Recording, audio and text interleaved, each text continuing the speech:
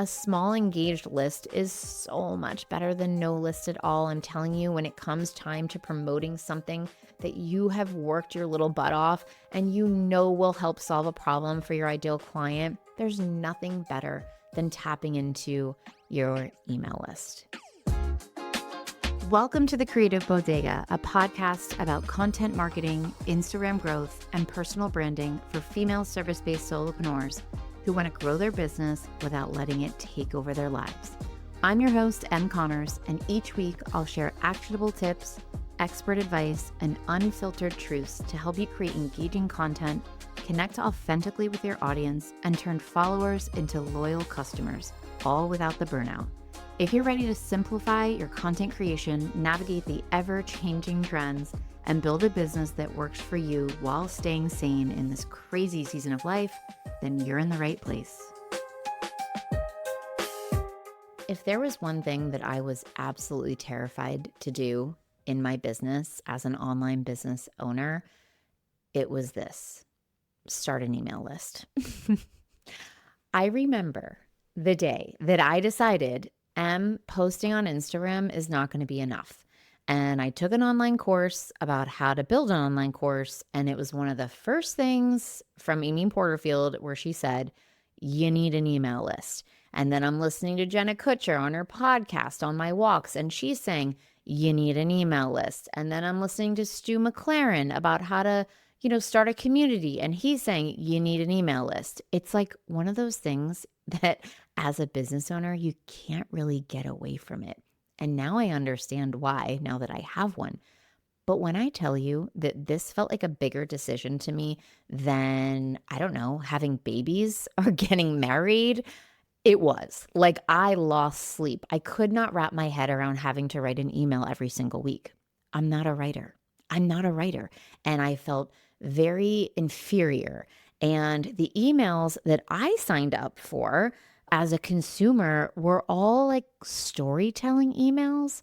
So the person starts out and there's this story and you're like, where's this going? But this is kind of interesting. And then they like loop it back around and like relate it to you. And it's magic. It's sorcery, in my opinion. It's something I suck at. I don't do it because it just doesn't come naturally to me. So once I realized that I don't have to write a storytelling email, it sort of opened the doors for me and took this pressure off. I started researching it. I started Googling newsletter formats. What else can I do? I really wanted a newsletter. And to me, a newsletter, it feels different. It's a little more structured versus those storytelling type emails. And I needed structure. I mean, I've said this, I know, a few times on this podcast. Like, I thrive when there is structure and a framework. Give it to me. I love it. And all I have to do is fill in the blanks. That's what it feels like to me, rather than staring at a blank screen with a cursor blinking, which is a nightmare, in my opinion. So I'm sure that at some point you have felt stuck trying to build your list, or maybe you're unsure of even how to start a list, or you're trying to figure out what's the best lead magnet or freebie to come up with. You're wondering if an email sequence is even necessary. Oh my gosh, you're so far from alone. I mean, these are all things that went through my head before I started my email list. So I want to share the goal of this episode. I really want to help you gain some clarity on email marketing and provide like a step-by-step approach to building and nurturing your list. Before I dive in, I just want you to know that I have taken all the notes and I will provide all the links to any resources I mention over in my show notes. You can find those at thecreativebodega.com/blog/9. All right. So I want to talk about this because I put it out there into the universe on my Instagram stories. I said, what do you guys want to hear about? What can I help you with? And I also put it inside the Coven. And one of the main responses was, how do I start an email list, or how do I grow my email list? And it just makes me laugh because, again, I don't post about that in my feed, but I do have a course that I'm obsessed with. I built it 2.5 years ago called Start and Grow Your Email List. I've run it live 3 times, and then it is available for instant access. Like, you can purchase it. And it was 4 weeks long when I did it live, and I might do it again live this fall. We'll see. I'll put a wait list in the show notes, and please add your name to it. I'm just going to gauge the interest, but it's something I wish somebody would have done for me. Like, just hold my hand, walk me through this process, let me watch the lessons, pause it, go do it, come back. And mine is built all around Flowdesk, which I'm going to talk about a little later. It is my absolute favorite email marketing platform in the entire world. So when I decided to start an email list, we had our gym. Remember, I owned a gym. I owned a CrossFit gym with my husband, and he had started emailing because he was hearing, and we were hearing in the gym world, you have to email. So he set me up on, oh my gosh, you guys, ActiveCampaign. That's what it was. I always blank on what it's called. I want to say ConvertKit. No, it was ActiveCampaign.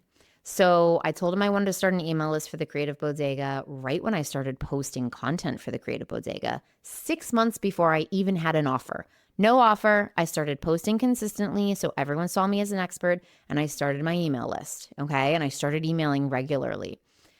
No offer. I just want to repeat that because people who think that they need an offer first and then they start providing value, no. To me, it was the other way around. Let me provide all this value for 6 to 7 months, and then I'm going to show you that I have something for you that's going to solve all your problems. And that worked for me. So he set me up on ActiveCampaign.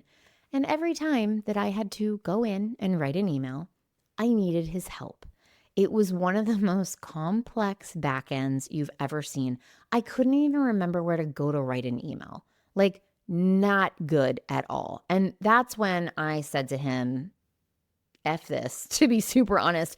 I don't want to be on this. And he's like, well, if you don't use this, I'm not going to be able to help you because this is the platform I know. And I was like, I get it, but I need a platform that I can go on and it's just simple. And I know exactly where to go to write an email. And this is too complicated. There's too many options. I don't need this, right? I don't need all this like mumbo jumbo. So I, of course, got on Flowdesk because that's what all the cool female entrepreneurs on Instagram were using.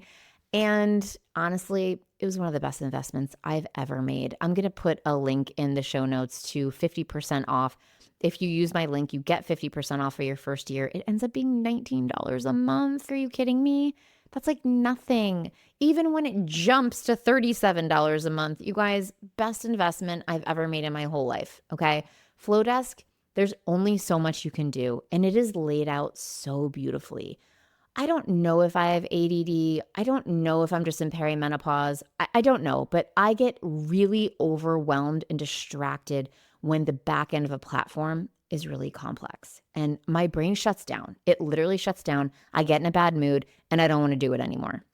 Flowdesk is just this beautiful interface where there's only so much you can do. And my gosh, the templates that they provide are just so beautiful.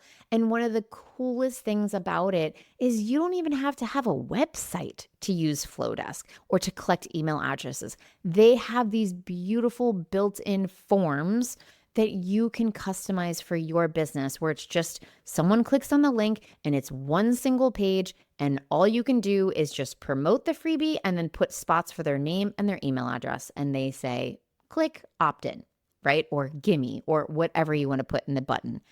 It's just so simple. And even on my website, if you go to my website right now and you go to the tab that says courses and freebies, I believe it is the menu tab, and you click on any of the freebie buttons, it's opening up a Flowdesk form. That's not a form I created on my website. I do use Podia to host my website, but I do not use their email marketing option because it actually wasn't really there when I started with Podia. So I started with Flowdesk years ago, and now I'm just so deep in with Flowdesk. I love it so much. I don't want to learn how to do it in Podia. So I'm sticking with Flowdesk. Everyone asks me, if you had to do it over, would you stick with Flowdesk? No, probably not. If I had to do it over, I would try to get everything in one place if possible. And for me, that was Podia. So Podia is where my website's hosted. It's where I designed my website. It's where my courses are hosted. It's where my memberships was hosted. I recently moved over to Heartbeat, and it's where you can have email marketing. You can host live stuff. Like there's just a lot you can do there. They have a blog option. So yes, if I had to do it over, I'd probably keep things simple if I could and only learn one platform. But here we are. I'm too deep into Flowdesk and I don't want to leave. So the first thing is, do you really need an email list? 100,000,000% yes. The algorithm is changing constantly. You do not own your space on Instagram. Something can happen at any minute. In fact, I've seen it happen to very large creators. Overnight, their account gets hacked and it's all gone. And it makes me want to throw up. Just the thought of it. Like I would die, but I wouldn't because I have an email list. So my email list is my most engaged audience, right? My email list at this point is over 16,000 subscribers. I would email them in a heartbeat and say, the worst happened. My nightmare happened. My Instagram got hacked and go follow me over here. I would have a way to communicate with people. Whereas if you don't have an email list, you're relying entirely on Instagram. Your Instagram gets hacked. You're done. Like you have to start a new account and just pray people find you, right? Not good. So is a freebie still the best way to get people to subscribe? This is something somebody asked. Absolutely. Sure, you can be like, hey, join my newsletter, but that's a tough sell. I'm not going to lie. People want something of value in exchange for their email address. So yes, I do think having some type of free resource is still the absolute best way to grow an email list or start an email list. Now, what is a lead magnet that's actually going to convert? So I know a lot of you feel like it's difficult to know what to make a freebie about. And there's no right or wrong or perfect answer here, okay? But I would ask yourself, what's the one main thing my audience struggles with that I can help them with? Or what's the first step in a process I teach? Or what's a quick win that relates back to one of my offers? So I think that's one of the major things I want you to focus on is making sure that whatever you're creating a freebie about relates back to your content pillars, what you want to be known for, your offers, which all of those should relate in and of themselves. So really making sure that that freebie makes sense for your brand.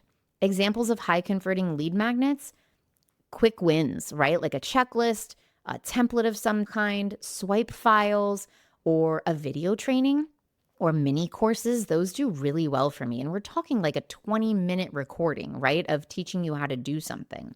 A PDF guide, oof, there's so much high perceived value inside a PDF guide, but I really want you to keep it simple. I downloaded a freebie the other day from somebody. It was like 70 pages long.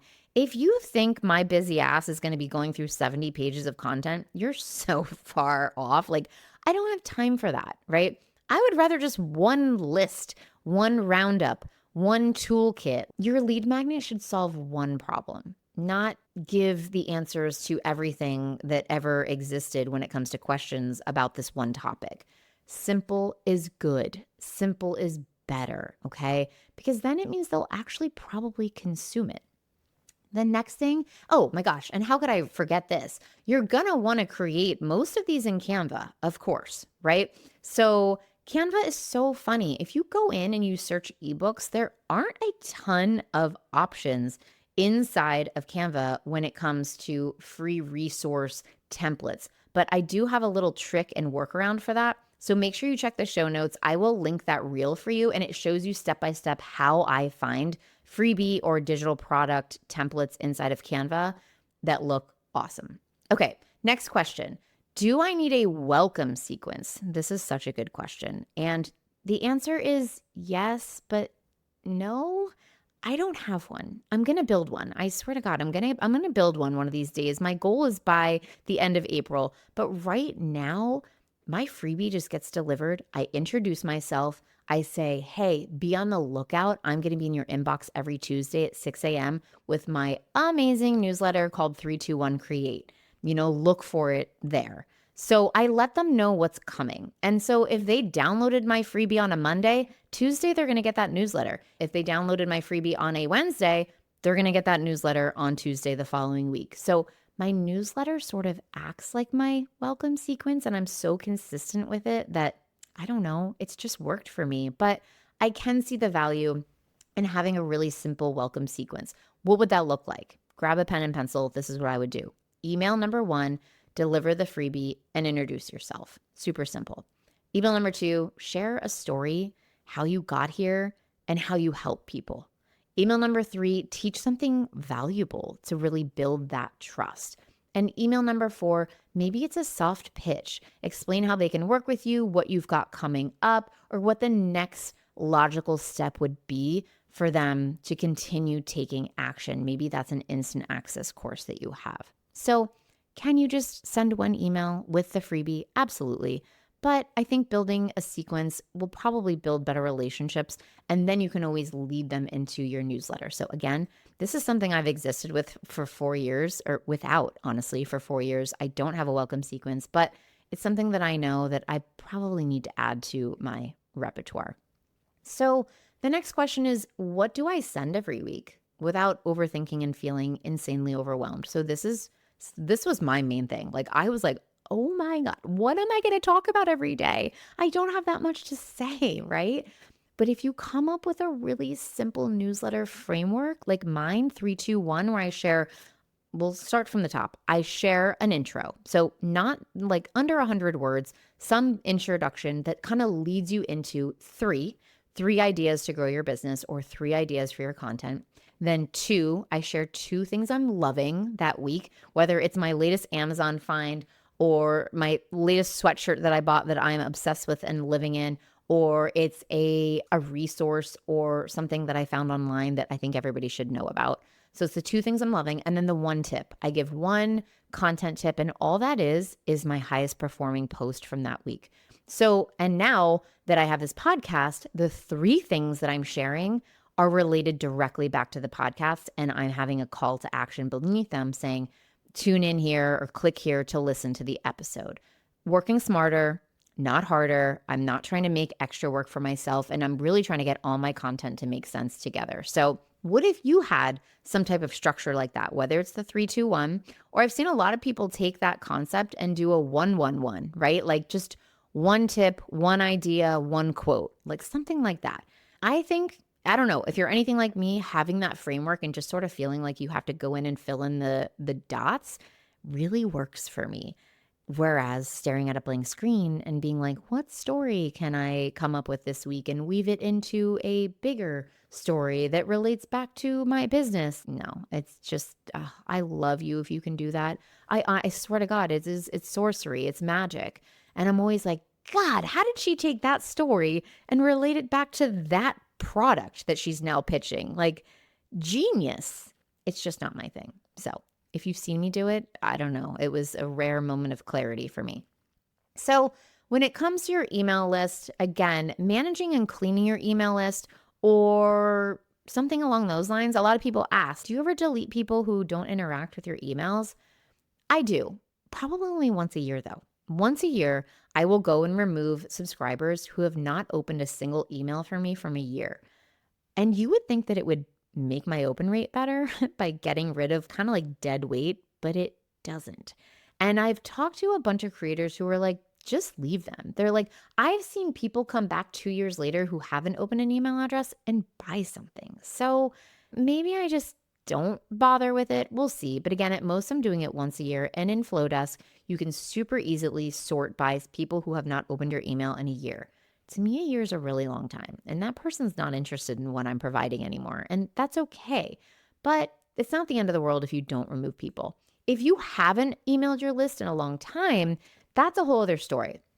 I would create a re-engagement email before removing people. I would say something like, hey, it's me. You haven't heard from me in a long time. Here's why. Life has been lifing, but I really want to get more consistent with providing you value through an email every other week. You can expect to hear from me on these days.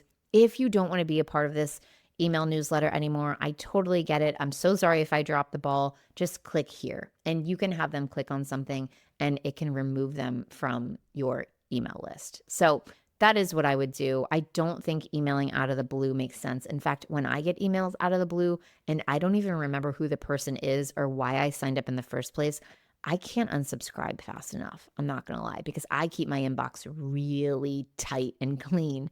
If it's in my inbox, I have to deal with it or I want to read it. And if it's not, I filed it or I trashed it. So It kind of like irks me when I kind of just get this email out of the blue from someone who I don't even recognize their name. So I will say a smaller engaged list every day, all day is going to be better than a big unengaged one. You really want a solid open rate and click-through rate. So for me, I think, geez, I'm going to have to look it up, but I think the last time I looked, my average open rate is around 53%. And again, I have 16,000 subscribers on my list. They say anything above 20% is good. So I'm doing well there. So you want to make sure you have above a 20% open rate, and then a click-through rate, they say 2%. And it's so simple in Flowdesk. If you want to look at what your email is doing, you just open up Flowdesk and you just click on the three little lines in the lower corner of your email. And each email is kind of on its own tile, if you will. But you click on those three little lines and it will tell you immediately what the open rate is and what the click rate is. And that's really, really helpful. I love that part. Flowdesk also has amazing analytics. You can just click in, see what's going on, see who's opening what, see how many active subscribers you have, how your growth is going. It's so awesome. And then they have workflows. So a workflow is basically if this, then that. So if somebody completes one of your Flowdesk forms where you're asking for their email address and their name to send them something, then they automatically get added to a workflow. And that is what is actually going to send them the thing that you promised them, right? And then once you send the thing that you promised them, maybe they move into a welcome sequence, and that's all inside your workflow. So the reason I love Flowdesk is because at the top, like I'm just going to read it. I'm looking at it right now. There's only so much you can do. There's emails. That's where you write one-off emails. There's forms. That's where you collect people's email addresses. And there's workflows. That's how you deliver things that you have promised or set up a sequence of emails to go out. Checkouts, I don't use. They do have the capability now to purchase things through Flowdesk. You'd have to connect like your Stripe or your PayPal. I don't use that. All my payment processing goes through Podia. Audience is everyone that's subscribed to your list. Inside there are segments, and that's where you create your segments to tag people as certain things. And then your analytics. So again, there's just only so many things you can do or so many places you can go. And that's one of the main reasons I love it so much. I have this course. I'm not even trying to like push this on you, but if you are dragging your feet and if you just need someone to hold your hand and walk you through every single step of getting a freebie, creating a freebie, I provide templates in Canva. I teach you how to name it. Then I teach you how to come up with a newsletter format. I share my format with you in Flowdesk. You can actually share your email templates. I share mine. I tell you how to name it. I tell you how to come up with ideas on what to talk about. I walk you through everything, the entire back end of Flowdesk, what to do first, second, third. It's just a beautifully laid out course. So I am going to put the link in the show notes. And again, it's just a course that really has my heart. And I know it's gotten people incredible results and really taken them from being supremely overwhelmed with the entire concept of starting an email list to I've got this and look at how well I'm doing. So deep breath. Last question. Actually, somebody asked, do I still use Flowdesk? And the answer is obviously yes. Some of the other ones I've heard that people really like, ConvertKit, MailerLite. I would never use, oh my gosh, what's that one called with the monkey? I'm blanking, but I wouldn't use that one. It's just, I used it when we first started our gym and it was just too simple and didn't make sense. And the customer service wasn't great. And that's something that I always, MailChimp, duh, you guys, come on. Ugh, my brain, MailChimp. It was just, I could never get a hold of anybody to help me out. And that really frustrated me. So anything I ever promote to you, just know that their help desk is amazing. And that is the case with Flowdesk, hands down. So common mistakes, final takeaways. Let's talk about this. Biggest mistakes, not starting an email list or thinking it really needs to be complicated because it really doesn't. It could be as simple as looking at your analytics from the previous week on Instagram. What was your highest performing post? How can you expand on that? Hi, put it in ChatGPT, put the post in there, say, I want to create an email about this, copy, paste, it'll write it for you. Tell it your tone of voice. Make sure you go back and listen to my episode on how I'm using ChatGPT. I'll link that in the show notes. It's like just so amazing. You just can't beat it at this point. There's no reason for you to sit and struggle. Overcomplicating your freebie is another biggest mistake, or not naming it clearly enough. Don't be cute here with your names, with your freebies. Be clear on what we are downloading and the value that we're going to get from it, okay? Not sending emails consistently. I say it with social media too. I don't care if you're posting twice a week as long as it's consistent. You can always add on. Same with emailing, like email once a month. I don't care. It's a once a month newsletter, but do something consistently and know that you can always add on to it. Okay. Final encouragement, just start before you're ready. I did. There's no way to really be ready for this. I'm telling you, it's trial by fire. You just got to be like, I'm starting a newsletter, and you start the next day. But a small engaged list is so much better than no list at all. I'm telling you, when it comes time to promoting something that you have worked your little butt off and you know will help solve a problem for your ideal client, there's nothing better than tapping into your email list. All right, that's what I've got for you today. I'm Em from the Creative Bodega. I'm really hoping that this episode takes some of the overwhelm away. Just DM me what questions you still have about email lists or freebies.